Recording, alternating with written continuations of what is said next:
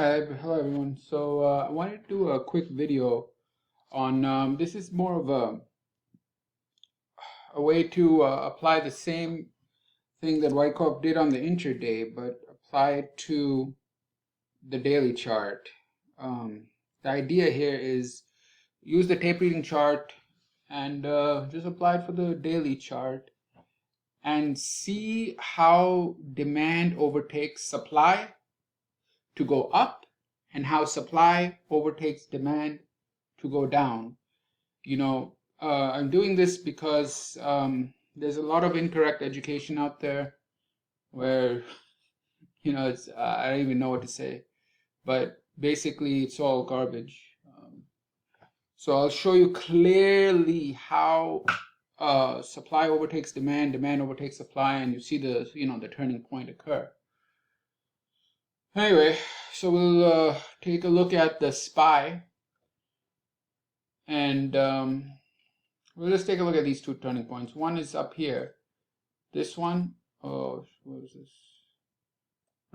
Right there. And this one. So there's a daily turning point up there, and there's a daily turning point down there. And how do you know there's a turning point, right? How do you know that demand is coming in, massive amount of demand? How do you know massive amounts of supply is coming in?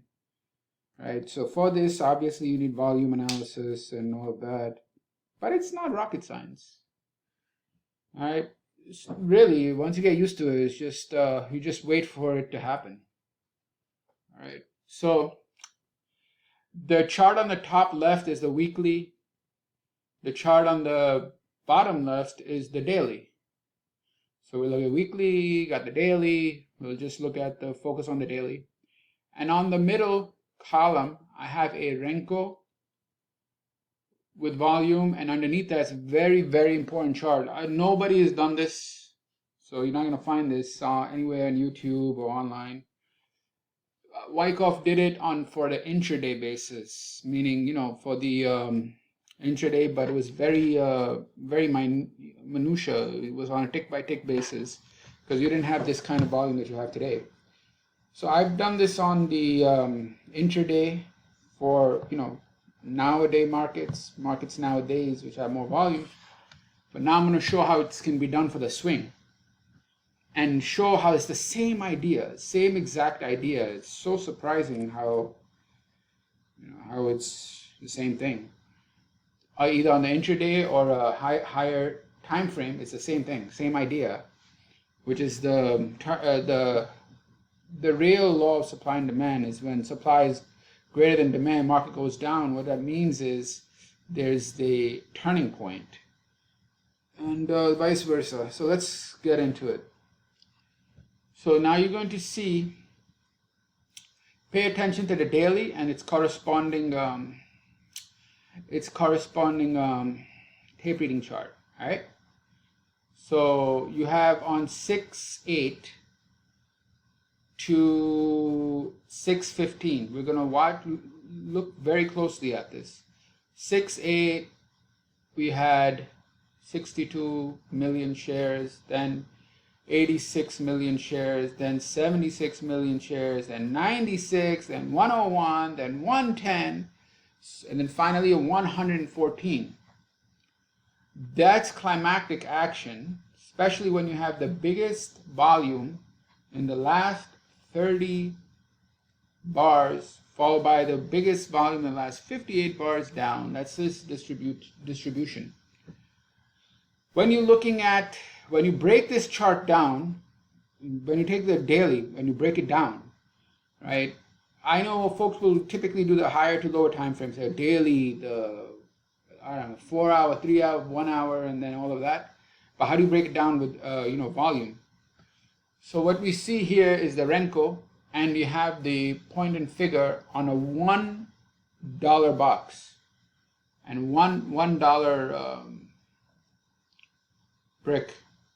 So as it goes up, you have the biggest volume here also on the Renko in last 15 bars. So obviously it's climactic. You know for a fact from here that it's climactic, because you have 30 biggest volume 30 bars followed by the biggest volume 56 bars. Obviously they're selling the high. It's no brains required, right? Buy low, sell high. So that's what's going on, and you see it on the Renko as well. Now we're going to see how it looks on a tape reading chart. You have 7 million shares traded here. Look at that, 7 million, then goes to 8 million, then goes to 6 million, then goes to 12 million. 12 million shares traded at the high right there. So at the price of $443, 12 million shares. There's no other print here that is as high as that 12 million shares. And the white prints are basically telling you it's heavy volume. So heavy volume right at the top. Boom! Right? Now, at first, there's a couple of things, your mind will register. One is that it's a base breakout to the upside, right? So it's a breakout to go higher. But I know a little bit, and I know that you would not have 12 million up there to go higher. You would have it here, where the 7 is. That's where the 12 million to break should be, not at the extreme high. This is at the extreme high. So it's supply. If it was 12 million here, it would be breaking the resistance level or absorbing or breaking, whatever, and it requires pressure. But at the very high, 1, 3, 8, 6, and 12 right there, there's a big problem. Because there's nothing to be broken up here. There's no level to be broken. So it's selling high. Buy low, sell high, that's selling high. Now, if you're still not convinced and you see the sideways action and then the breakdown here on the biggest volume,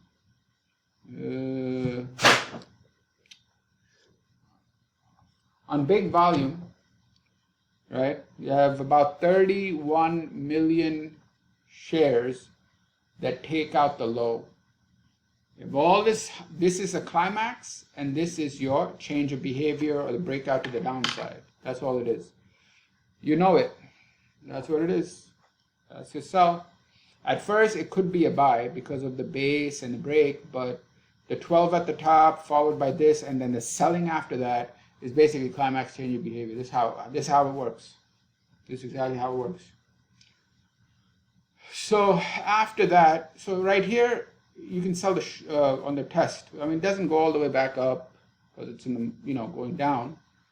But I want to show this picture to show you what happens on a minor climax at the top and bottom of a rally, because it's going to occur again on the pullback.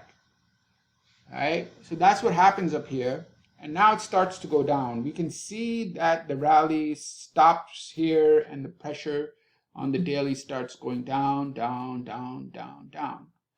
On the Renko, you have very big prints. You have 100, 100, 100. So clearly this is getting climactic. And that's your change of behavior. Meaning 100 down and 100 up, right there is the same concept as climax change of behavior, same climax change of behavior identified by the blue dots. How does it look on the tape reading chart? If you take a look here, you'll notice as it's going down, the volume is getting bigger, but just like at the extreme high, at the extreme low, look at that print. Someone or some group bought 20 million shares at price of 432. Again, 20 million shares at price of 432. Like they sold 12 million shares right at the top, someone bought 20 million shares here. Okay? Now that wouldn't mean too much to me because it can still go lower, right? But look at the reversal. The same thing. Over here you have it go up and then you have that reversal down. Same thing, down and reversal up. So what you'll notice at the turning points, you have two key behaviors that typically back to back. Climax and change of behaviors. Those two Wyckoff concepts are almost always like they are there. For some reason, other people call it climax automatic rally, but there's nothing automatic about it. It's the climax change of behavior, not climax automatic rally. It's climax change of behavior. All right, so that right there is the biggest sprint there is. Look at that. Look all the way, all here, all the way back, all the way back. All right. Right there. So your biggest volume in 100 bricks on the Renko. Biggest volume, I don't know how many prints, but a lot of prints. And then it reverses to go up with a very nice break above the high on 19 million shares. 20 million trying to go down, gets bought and reversed on a breakout on 19 million. That's it, game over. Market's going to go higher. It might pull back and test, and that's what it did here, and then it goes up. All right, so you just need to see that clearly, and it goes up. So this shows you the turning point here. Is the turning point here. This 20 and all that, and then up 19 million shares. That's the turning point here, and the other one is the turning point there. This is Wyckoff turning point analysis. It's the same concept: climax change of behavior, climax change of behavior. So the rally top, you get a climax, boom, change of behavior. The kiss of death for that rally high was this 58, this 56 or 58. This candle right here that showed that much volume is on sale, sold. That is done. It's done. And after that, it pulls back. What terminates the trend here is not just the climax, but the change of behavior here. Now, here's the thing. On this buying climax, you have 30 and 56, right? So 30 climactic, biggest volume in 30, and then 58, right? It's basically 110 followed by 114 shares down, 110 shares up, 110 million shares up, followed by 114 million shares down. Now that the reason you want to use these other charts is because it's not visible on the pullback. It's visible on the rally high. The turning point with that heavy volume selling is visible on the rally high, but it's not visible on the pullback here. On the pullback here, it's not visible. On the rally high, you see the clear change of behavior climax, right? The 30 and the 56. But do you see it here where it says 1 and 1? No. That's why the other charts come in, and you can see on here, on those, you can consider it similar to a lower time frame, That's if you want to consider it like that. You see right here, down, up, climax, change of behavior. And the other one right here, with the 20 million shares, followed by the break, not 19 million shares. Bingo. All right, what does that mean? Someone stepped in, said, okay, so you want to sell me the whole thing. I'll take all your 20 million shares, and I'll take another 19 million more. Why? Because this is a low price.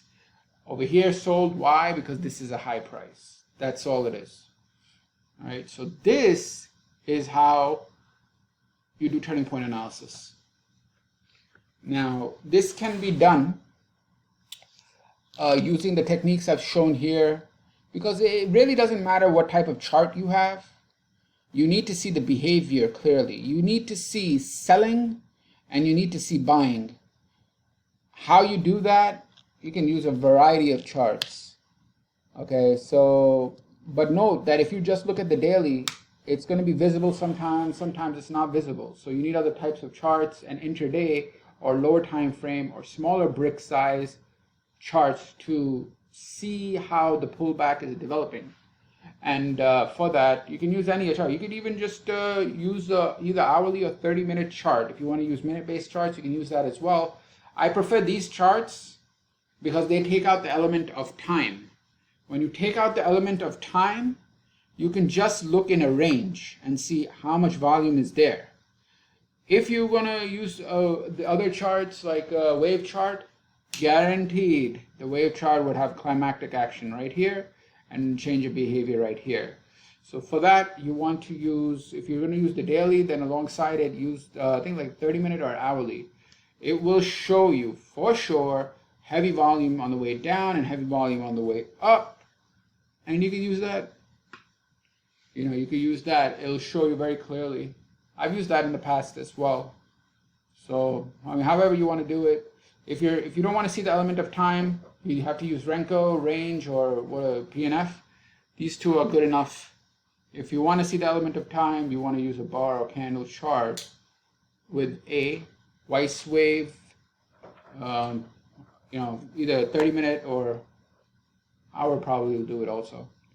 All right, so this was a study on climactic action on the rally high, on the daily SPY, and the pullback low that created the reversals. Now, the key question is, when are we going to get that climactic action here on the next rally? Why? Because obviously this market is rallying, right? You have 1 bar, 2 bar, 3 bar, 4 bar. And this last 4 bar has the biggest volume in at least 8 bars. You see this, right? Notice also, I'm not sure why I didn't get the white prints, but take a look at this. 15, 14. Why is it that on the low you have less volume than on the high, 14, 15? You see the 14 and 15? That's 14 million shares followed by 15 million shares, yet you don't get that on the low. Why is that? So one option is that it's supply. The other option is because it's encountering these levels right here, the prior high levels. So typically, you know that, you get to prior highs and lows and trying to break through, it requires volume, right? So is this a climax or is this a break? All right, so the other indications like all of this and that is going to help me figure that out soon enough. One of the things I want to see after this 14, 15 here is whether there's follow through or whether there's sideways action. Similar to over here, the turn, you saw sideways action and then a break. Believe me, if this is a turn, it's going to do the same thing. There might be a little up thrust, but whatever. Sideways action and a break. So we'll see how this next turning point develops. What are the key indications? Are we going to get indications from the daily, or is it only going to be from the, these range-based box size charts? We'll find out. All right. Thank you. Have a good rest of your weekend. Bye.